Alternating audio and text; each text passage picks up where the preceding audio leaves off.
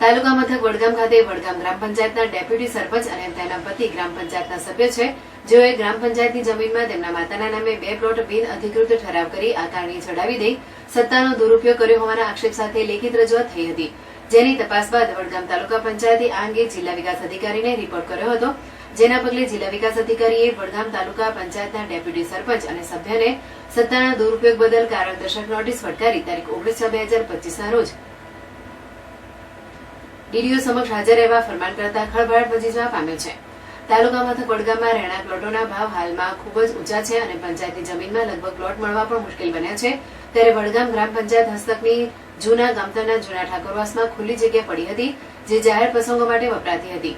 જે જમીન પર વડગામ ગ્રામ પંચાયતના ડેપ્યુટી સરપંચ ચંદ્રિકાબેન ભગવાનસિંહ સોલંકી અને પંચાયતના સભ્ય અને ડેપ્યુટી સરપંચના પતિ ભગવાનસિંહ ગુલાબસિંહ સોલંકીએ પોતાની માતાના નામે 2 પ્લોટ ગ્રામ પંચાયતના ઠરાવમાં લઈ આકારણી રજીસ્ટરે ચડાવી દીધી હતી, જે અંગેની લેખિત રજૂઆત થતા વડગામ તાલુકા પંચાયત દ્વારા તપાસ હાથ ધરાઈ હતી.